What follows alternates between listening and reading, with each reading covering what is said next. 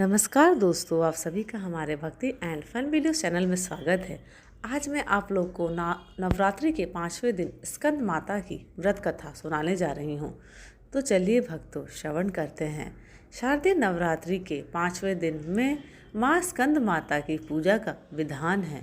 इनकी पूजा करने से साधक की सारी मनोकामना पूरी होती है। नवरात्रि के 5वें दिन स्कंद माता की कथा श्रवण करने से संतान सुख की प्राप्ति होती है।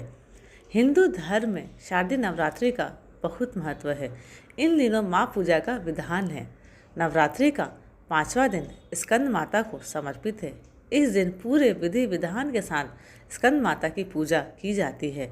इस स्वरूप की पूजा से माता की अविरल व अखंड भक्ति प्राप्त होती है। यह स्वरूप ऐसा है कि माता स्कंद माता कमल पर विराजमान है। इनका नाम पद्मासना भी है।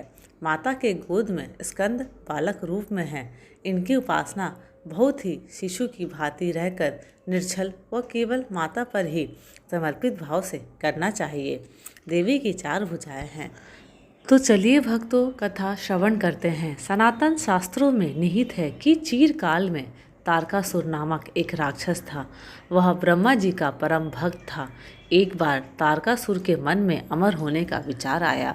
उस समय तारकासुर ने ब्रह्मा जी की कठिन तपस्या करने की ठानी। कालांतर में तारकासुर ने ब्रह्मा जी की कठिन तपस्या की। लंबे समय तक तपस्या करने से ब्रह्मा जी प्रसन्न हो उठे। हालांकि उन्हें पूर्व से ज्ञात था कि तारकासुर अमर होना चाहता है। जब तारकासुर तपस्या में लीन था, उस समय ब्रह्मा जी प्रकट होकर तारकासुर से बोले, आँख खोलो तारकासुर, मैं तुम्हारी तपस्या से प्रसन्न हुआ हूँ। मांगो, तुम क्या मांगना चाहते हो। ब्रह्मा जी को अपने सन्मुख देख तारकासुर प्रसन्न हो गया। उसने तत्क्षण ब्रह्मा जी को प्रणाम किया। इसके पश्चात तारकासुर ने ब्रह्मा जी से अमरता का वरदान मांगा। यह सुन ब्रह्मा जी कुछ पल के लिए मौन हो गए।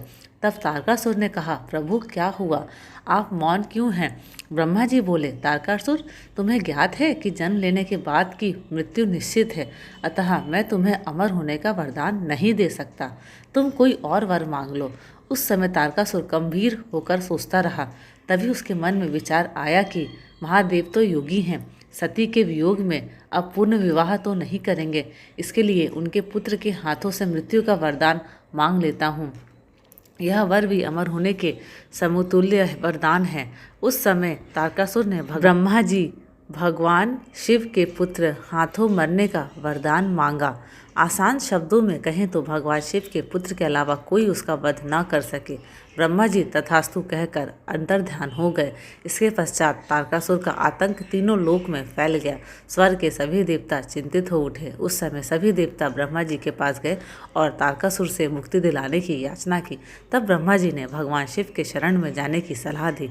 देवताओं के अनुरोध पर भगवान शिव ने माता पार्वती से विवाह किया।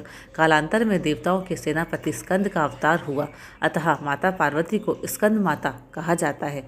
भगवान कार्तिकेय ने तारकासुर का वध किया। धन्यवाद। अगर आप सभी को मेरे वीडियोस पसंद आते हैं तो प्लीज़ लाइक, शेयर और सब्सक्राइब ज़रूर करें।